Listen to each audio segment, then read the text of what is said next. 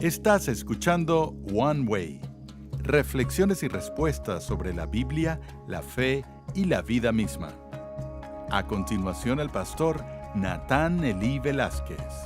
Y una vez más estamos aquí juntos en el podcast de One Way. Hay un solo camino para alcanzar el éxito, para alcanzar la victoria, para llegar al cielo, y ese camino es Jesús.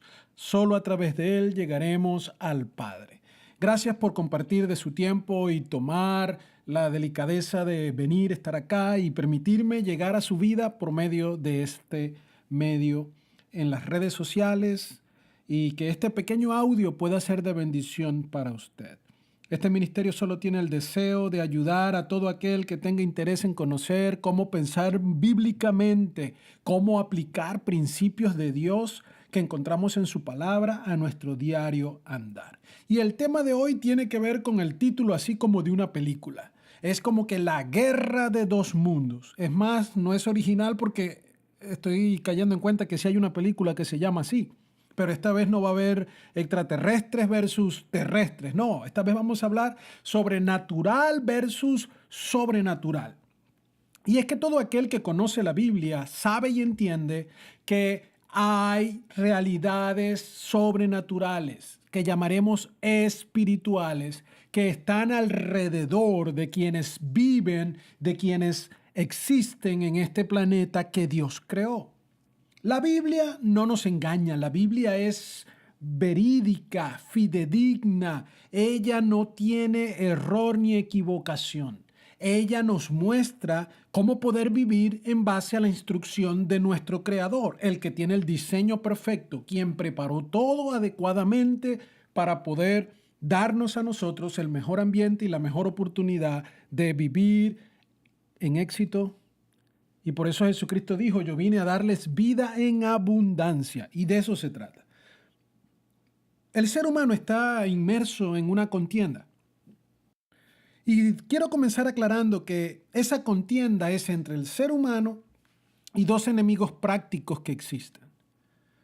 Si voy un poco más atrás, tengo que aclarar que Jesucristo, Hijo de Dios, Dios encarnado, cuando vino al mundo, vino a poder pagar el precio por el pecado de la humanidad. Así como el pecado entró en el mundo a través de Adán y Eva, que eran seres humanos, y eso conlleva ahora que la humanidad desde su nacimiento viene contaminada con el pecado en nuestra carne, en nuestra tendencia emocional, en nuestra tendencia psicológica, en nuestras pasiones, en las distintas áreas que conforman a ese todo que es el ser humano.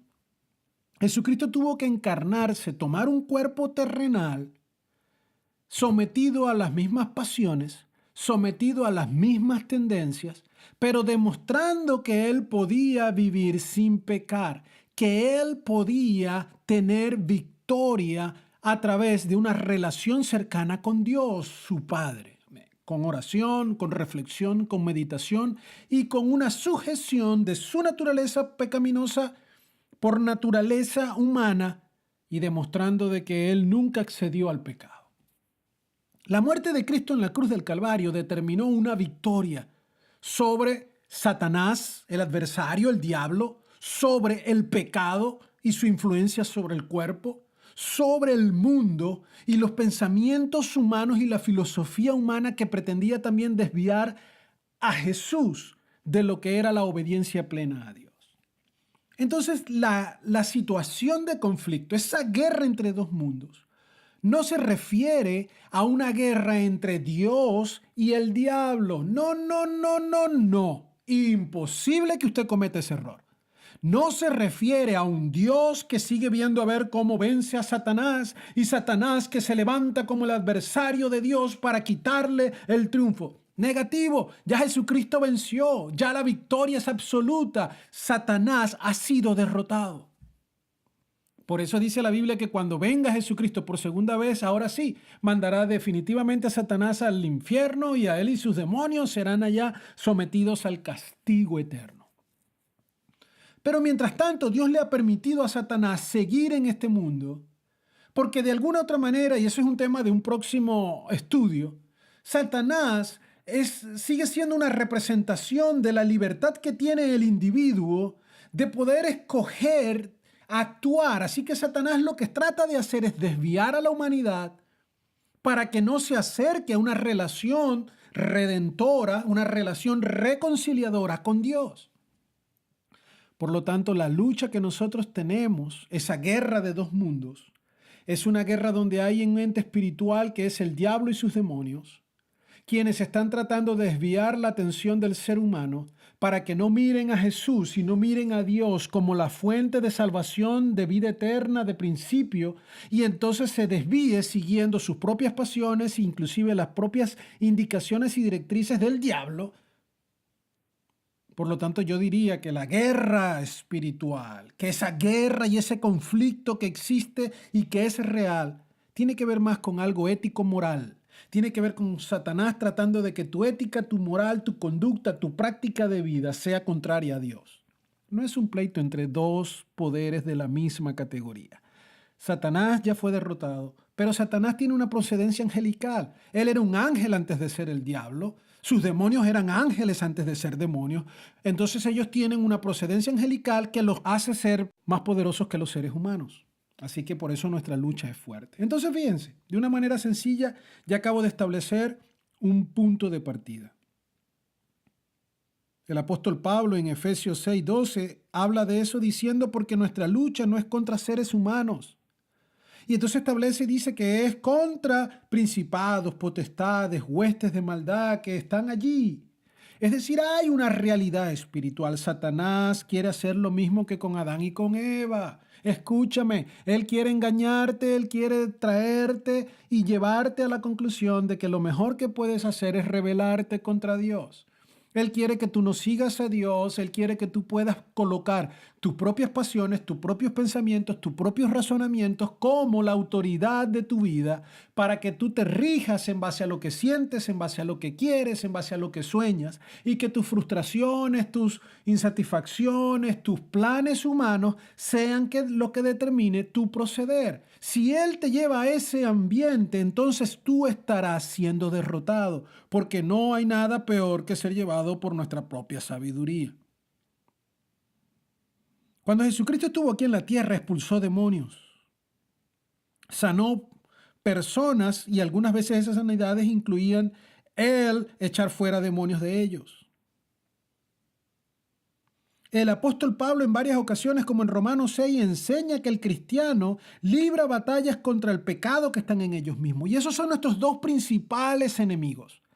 Lo espiritual, lo supranatural, que es Satanás y su legión y sus potestades y sus principados de demonios, que tienen todos un objetivo de desviarnos de una comunión con Dios, de hacer que llamemos al pecado algo tolerable, algo bueno y que creamos que tenemos la elección de poder vivir sin consecuencias al practicarlo. Y al mismo tiempo el aliado más grande que tiene el enemigo está en nosotros mismos, que es nuestra propia naturaleza.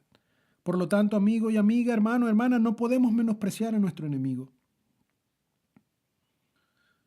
Lucas 10:18 muestra a Jesús diciendo: yo mismo vi a Satanás caer del cielo como un rayo. El pecado de Satanás que nos los muestra el Antiguo Testamento fue que pretendió ser igual a Dios. Quiso rebelarse para tener el lugar del número uno y Dios lo desechó, lo sacó del cielo y por eso Jesús dice: yo estaba allí y lo vi caer. La rebelión es el pecado de Satanás. La rebelión fue el pecado con que él trajo desgracia a la humanidad al promover en Adán y Eva el que tomaran una decisión que los hacía pecar, y pecar es transgredir la ley de Dios, es desobedecer a Dios, es irrespetar a Dios.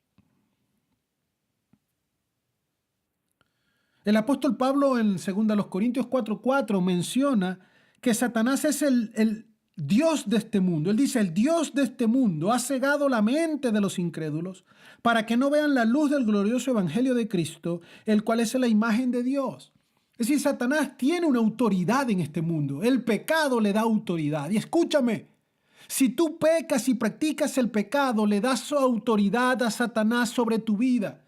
Por eso el ser humano necesita darle autoridad a Jesús. Eso es a través de arrepentirse de su pecado, que es el mal proceder, que es la desobediencia.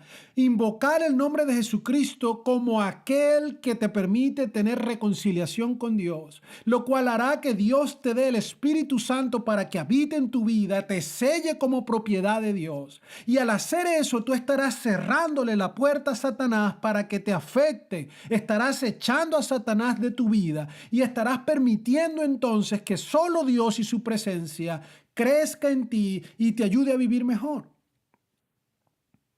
Cuando ya eres cristiano y la presencia de Dios está en tu vida, no te creas que Satanás se queda tranquilo. Él quiere ahora seguir tratando de motivarte, de animarte, de engañarte a equivocarte al decidir pecar. El apóstol Juan en la primera carta, versículo 8 del capítulo 3, dice: el que practica el pecado es del diablo. Y fíjate que aquí está el asunto. Romanos 3:23 dice que todos somos pecadores, por lo tanto, no somos del diablo por pecar, porque todos cometemos error. Pero aquí el énfasis del apóstol Juan es el que lo practica, el que decide aceptar su pecado como normal, es el que decide justificar su pecado, es el que decide no cambiar porque está feliz con lo que el pecado le hace sentir, le llena sus pasiones, le llena sus sueños, le permite atravesar por un período pecaminoso donde por el momento, pasajeramente, llena tu anhelo y te trae algún tipo de éxtasis, el poder disfrutar de lo que el pecado te está dando. Ese mismo pasaje dice que el diablo ha pecado desde el principio. Por eso el Hijo de Dios se manifestó con el propósito de destruir las obras del diablo. Ahora, ¿qué hace Satanás? Él usa nuestra debilidad. Como nos lleva a pecar, él sabe que nuestra naturaleza incluye el tener tendencias pecaminosas. Y recuerda que el pecado es sencillamente no cumplir la voluntad de Dios. Tenemos a veces la idea de que escuchar "soy pecador" es como un insulto. Me estás llamando que soy peor que cualquier otro. Todos somos pecadores. Quien te habla, este siervo, es un pecador. Solo que yo no acepto el pecado en mi vida como normal. Y le pido al Espíritu de Dios y le pido a mi Señor Jesús, que es mi abogado delante del Padre, que me defienda y que cada día me ayude a llamar al pecado por su nombre, para arrepentirme de él y seguir creciendo en madurez a fin de pecar menos y no con las mismas circunstancias. Necesitamos deshacernos de la vieja naturaleza. ¿Qué hace Satanás? Él ve cuáles son tus inclinaciones, él ve cuáles son tus pasiones. Él no conoce tu mente porque él no es omnisciente, él no lo sabe todo, pero él ve cómo nos comportamos, él ve cuáles son nuestras tendencias. Es lo que tienes que estar, como dice la Biblia, como un león rugiente, cazando, esperando a ver a quién devorar. Y él va a esperar el momento exacto donde tu debilidad esté más pronunciada, donde estés agotado, donde las circunstancias a tu alrededor te hagan vulnerable. Y ahí va a aprovechar tus propias pasiones para tentarte. Pablo en Efesios 2:3 dice: en ese tiempo también todos nosotros vivíamos como ellos, impulsados por nuestros deseos pecaminosos, siguiendo nuestra propia voluntad y nuestros propios propósitos. Esa es la descripción más sencilla de un pecador practicante. Alguien que se deja guiar por sus propios deseos pecaminosos, que sigue como autoridad su propia voluntad y reflexión, y que los únicos propósitos que alcanza son los que su carne le indican. Lo triste es que el mismo apóstol Pablo nos enseña que la carne desea las cosas que son contrarias al espíritu y el espíritu desea las cosas que son contrarias a la carne. Por eso las dos se oponen entre sí, lo dice Gálatas 5:17.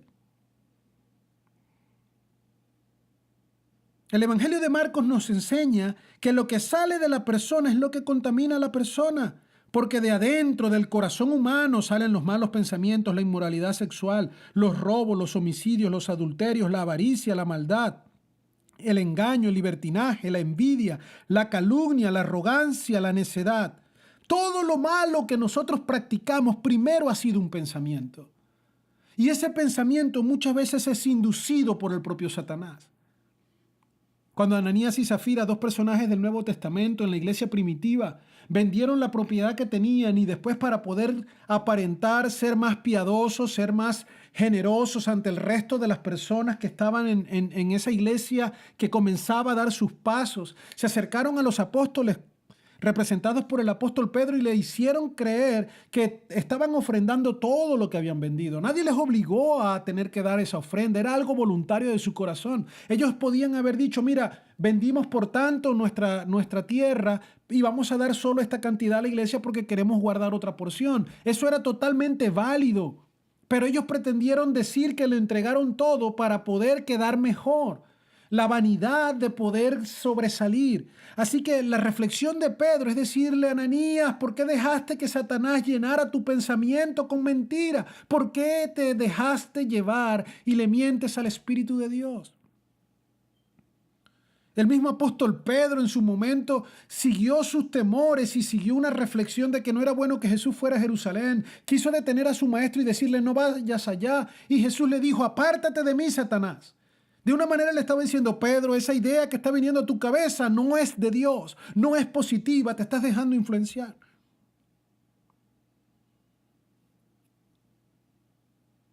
Lo que quiero resaltar es que nuestra lucha con Satanás tiene que hacernos tener el cuidado de entender que él usa trampas basadas en engaños siempre. Miren lo que dice Juan 8:44. Ustedes son de su padre, el diablo, cuyos deseos quieren cumplir. Desde el principio, él ha sido un asesino y no se mantiene en la verdad porque no hay verdad en él. Cuando miente, expresa su propia naturaleza porque él es un mentiroso, es el padre de mentira. Satanás se acercó a Adán y a Eva para hacerlos dudar de la intención de Dios, del cuidado de Dios y así llevarlos a rebelarse. La táctica de Satanás sigue siendo tratar de hacer que tú te rebeles ante Dios porque te hace sentir lástima y compasión de ti mismo. Es injusto lo que te está pasando. Si Dios te amara, esto no ocurriría. Dios no permite que las cosas mejoren en tu vida. Todo es culpa de Dios o yo debería ser feliz. O empiezo a mirar mis emociones y mis frustraciones y en base a eso Satanás dice, no es justo que tú tengas esto. Tú deberías poder elegir tu propio camino. Y todo para llevarte a pecar. Satanás te animará para que peques, pero déjame recordarte que luego que peques, él será el primero en acusarte, él será el primero en señalarte, él será el primero en hacerte sentir miserable, él será quien se ría de ti cuando te acuse por el pecado que has cometido. A veces sus ideas también son confusas porque, como dice Pablo en la segunda carta a los Corintios, capítulo 11, versículo 14, no te dejes extrañar de la realidad de que Satanás se disfraza de ángel de luz. Satanás quiere desviarnos del compromiso con Dios. Así que recapitula conmigo. Primero, nuestra lucha es una lucha contra Satanás y sus huestes, donde Satanás quiere llevarnos a vivir una vida de pecado, donde él quiere retarnos a que podamos rebelarnos contra la ética, la moral cristiana, donde no vivamos en santidad y en exclusividad para Dios cumpliendo el propósito de Dios, sino que podamos vivir dándole un énfasis y una importancia a nuestras propias pasiones, nuestros propios deseos, nuestros propios sueños, nuestras propias lujurias, nuestras propias preferencias y así entronarnos a nosotros mismos como la autoridad máxima.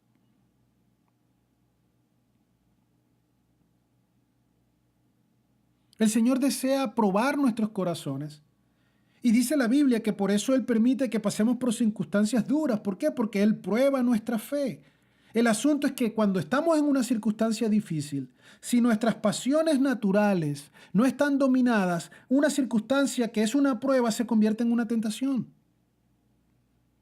Pero eso no es culpa de Dios, es culpa de nuestra carne. Santiago 1:13 dice que nadie diga al ser tentado, Dios es quien me tienta, porque Dios no puede ser tentado por el mal, ni tampoco Él tienta a nadie.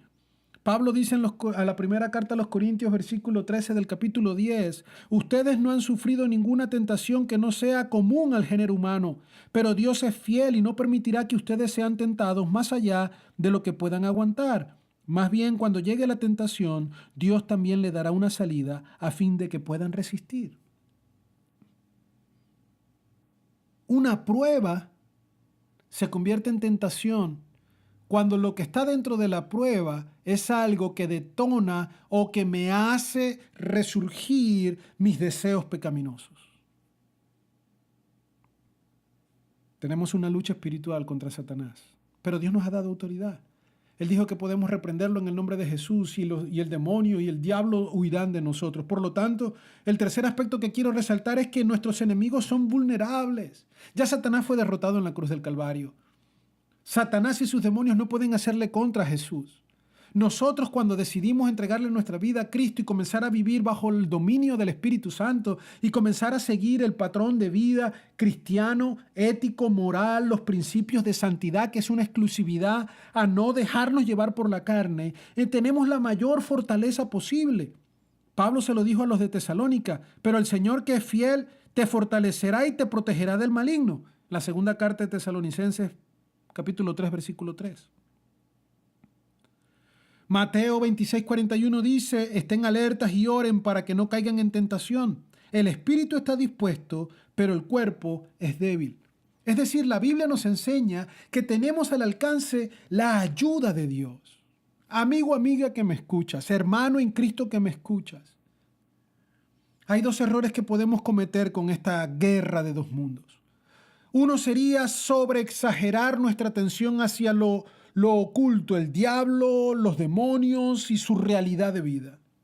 No podemos estar cazando fantasmas, no podemos estar temiéndole al diablo, no podemos estar sobrepreocupados por su existencia y su influencia. Pero el otro error sería ignorar totalmente que están allí.